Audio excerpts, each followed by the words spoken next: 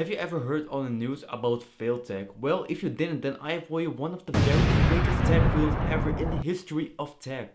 But first, before we start, play tape. Hey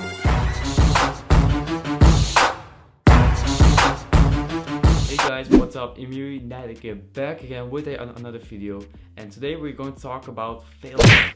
And what is failed tech actually? You cannot just call something that we don't like, or maybe that's not worth the price or the money, a failed tech. So let me show you something about the real failed tech. The first one is this. This is the GoPro Karma. So the founder and CEO of GoPro, Nick Woodman, has launched on 2014 the very first GoPro drone, which is called the GoPro Karma. So this drone was going to be the absolute DJI killer drone. This was also going to be the absolutely best drone ever on the market, and it's the worst and scariest drone ever. Let me tell you why. So this drone started with a few bundles, and it had a start price of $1,000 to a $1,700, and okay, that is a lot of money for a drone. Now the biggest issue with this drone was that you couldn't control or pair your drone to the controller. Sometimes the control disconnected to the drone while you are flying. A lot of people have problems with the same issues too. And the scariest thing about this drone is that sometimes even the power fell off when you are flying. Don't get me wrong, but seriously, I can't imagine how something like this would happen if you have a drone over $1,000. Seriously, that is really scary. Anyway, so after those issues, people still had a lot of regret buying this drone. Even GoPro was trying to fix this drone, but they couldn't. So they called other companies to fix this problem, and even those companies couldn't fix it either. People of GoPro also decided to drop the prices too, because they wanted to make some money out of this drone too. But unfortunately, it didn't happen. So after that, GoPro confirmed in 2018 that they wanted to discontinue the GoPro Karma. And that is why that this GoPro Karma drone was a totally failed tech device. Next up we have this. This is the Google Glass. So there were many reasons about why the Google Glass was such a failed tech, and here are a couple of reasons why. One of those reasons was that the battery only lasts 45 minutes, which is not what we wanted to hear or see about the Google Glass, and the price was also $1,000, I think. So that's not what we wanted to see, Google. The second reason was that the Google Glass had some privacy problems too, and the design was not what we wanted. It looked seriously terrible.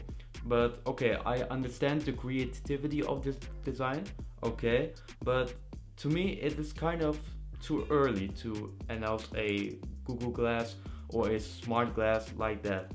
Another reason why this was such a failed tech is because it was so overpriced, and because it was so overpriced, it even made it to the retail stores too. And yeah, that's kind of a failed tech, I gotta say. Next up we have the PS Vita. So back in 2013, Sony announced the PS4 alongside with the PS Vita, and the failure was of this PS Vita that it didn't have a success compared to the original PSP and the Nintendos that we had back in our time. Emotional damage! Another reason why the PS Vita failed was because it didn't have a lot of games, or maybe even a lot of accessories. People even expected better graphics jumps too, and the PS Vita was even lagging sometimes too when you were playing a game. And most of all the gamers were more after the PS4 instead of the PS Vita.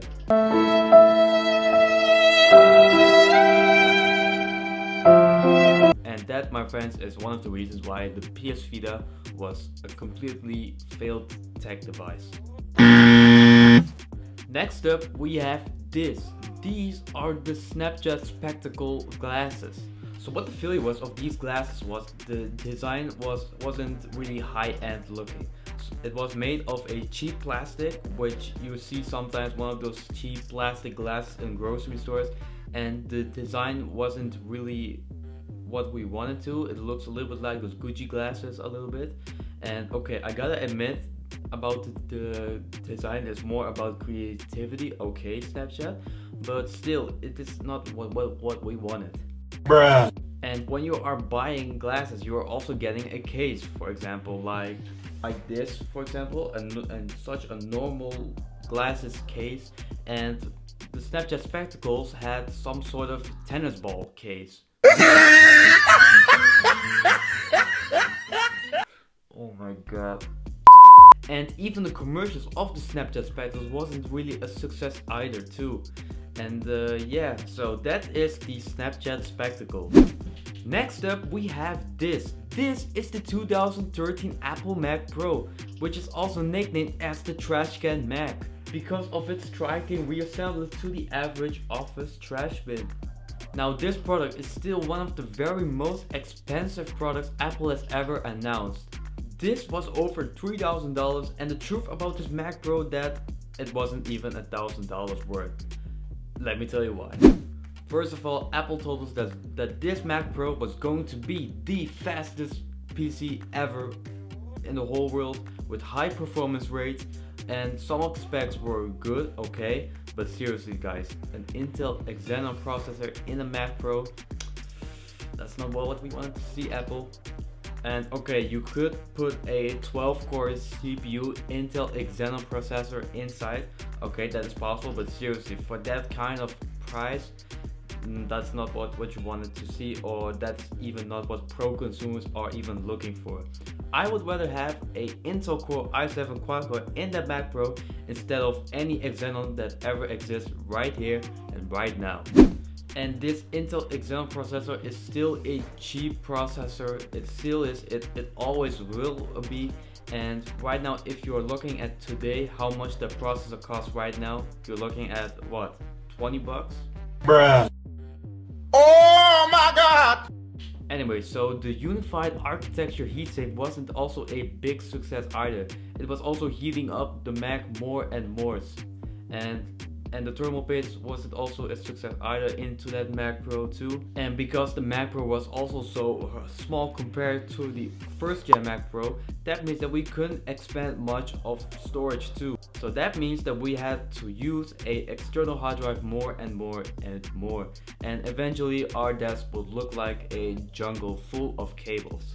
Oh my god! But further, the Mac Pro wasn't also really a efficient desktop compared to other desktops back in that time, and also that is one of the reasons why the Trashcan Mac was officially a big failure. So that's the Trashcan Mac Pro. But yes guys, that was for this video. Hope you've enjoyed this video. Also let me know in the comments what you think about those failed tech products, and yeah, let me know in the comments if you know other some tech devices that have failed too. And yeah, don't forget to subscribe to my channel, like this video, turn on post notifications, and share with your friends. And I will see you in the next video. Bye bye.